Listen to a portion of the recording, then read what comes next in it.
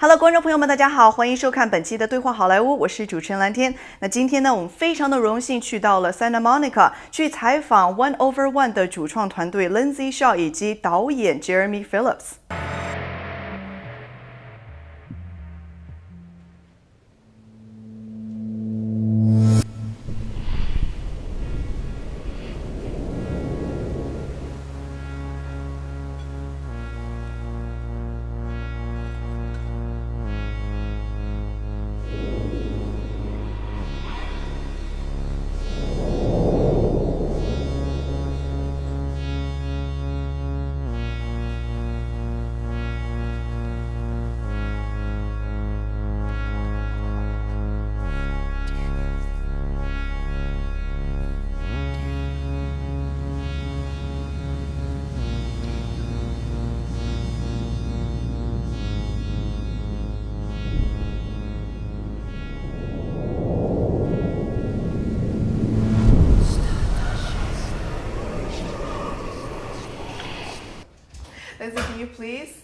introduce yourself to your audience? Hi, my name is Lindsay Shaw. Hi. You're an American actress. Oh, I'm an American actress. Yes, I am 29 years old, and I love astrology. And you're incredibly gorgeous. Oh, Lancy. Girl, you know how to make a girl blush. I appreciate you. Thank you. Thank you. And Jeremy, can you please introduce yourself? My name is Jeremy Phillips. I'm a writer-director, and we're here to talk about my first movie. It's called 1Over1, and Lindsay stars in it. Awesome. Oh. And Lindsay, before we talk about the film, I just want to talk about your previous experiences, how you were cast in Nickelodeon at such a young age. How do you think that experience shaped your career later on? That was such an incredible first experience in this business, being cast in Nickelodeon. I think it was just, it was a great jumpstart into this business. You know, obviously getting a start that young and sort of getting your foot in the door places, that's really helpful. You know, those will always be incredible memories for me, and I'm so glad that that is my base. And I think everything kind of has grown from there. Mm-hmm. And how was the audition process like for this film? And do you think you resemble Lisa at all a little bit? Lisa, yes, I do very much resonate with Lisa.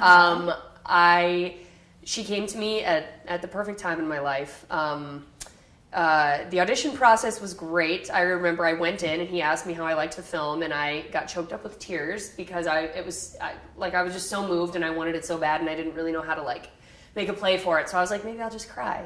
And then it worked. And it totally worked. We saw a lot of actresses, like really great actresses for the part, but there was no one who was as amazing as Lindsay Shaw.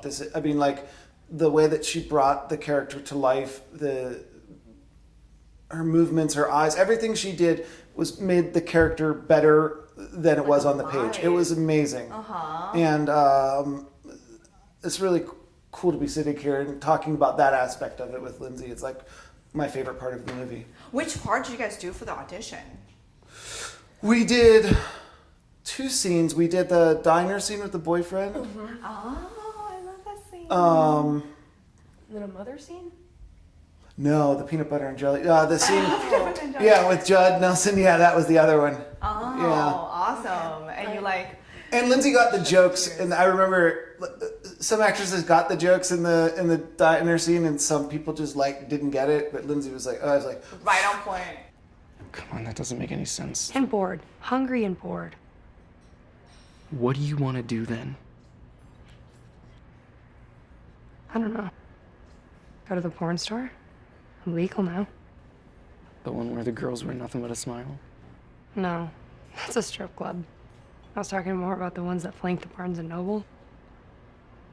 yeah. And then with the emotion of the other one, it's just fantastic. It was just like love at first sight, right? And Jeremy, this is your first feature film debut. How was this experience like? It was long, is what it was like. How long did it take? What was the duration of the? You know, I was trying to put it together. I kind of compartmentalized it into, it was like a couple years of writing, there was shooting, and then there was a couple years of editing and sound and visual effects. Oh my goodness. I mean, I don't know, 6-7 years probably total. Oh my goodness. And another thing about it is every detail is really hyper specific to Lissa. Like, for example, the jacket that she wears is handmade. I actually picked out the fabric myself. There's a lot of paintings in her apartment that were specifically made to reflect the themes and tie together with certain pieces of costume or the book she's reading. So all that took a lot of like time, and we didn't have a lot of money, so it was an adventure. It was so much effort for such little money. What was like the biggest obstacle that you guys ran into making this film? Sorry about that. The biggest obstacle, I think getting out of my own way to like really just do these. I mean, yes, this is weighty stuff, but at a certain point you got to just go ahead and do. I'm just referring back to all those nights that I would sort of like come to you and be, you know, you'd be like, I think we need to shoot that. Yeah, we need to do that again. People are gonna see that. Yeah, like that was awful. Yeah. You know, that was way over the top, or that was way. You just get really insecure when it's something so personal. I mean, usually with other stuff you can kind of let it go or lay it to bed at night, like when it's done. But this one, this stuff you're just like, no, that was really that was for real me. That was my own life right there, spilling out of me, and so you feel a little vulnerable, really vulnerable. Did you get like really emotional on set sometimes because it's so like, you know, resonates with you so much? Yeah, I actually remember this one scene. We actually got into a little bit of words once on set, and it was a great experience. Only once. We got along really, really well. But it was after we had got into these words. It was the take right after that this has never happened before ever, but this reaction came and then cut came and the reaction kept coming. It wouldn't stop, so I had to like remove myself, go downstairs and just sit in a chair for a minute and hug a chair, because it like that had really never happened to me before, and it was just really, it was a lot.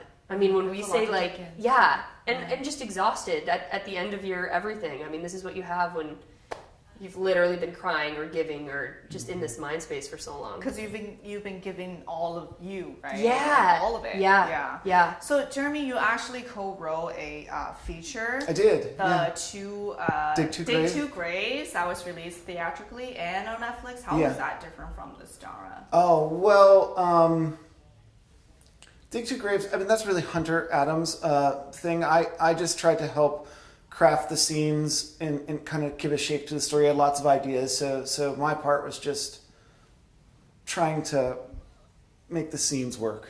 Okay. And then I watched cuts of it and talked to him about it. I mean, I don't know.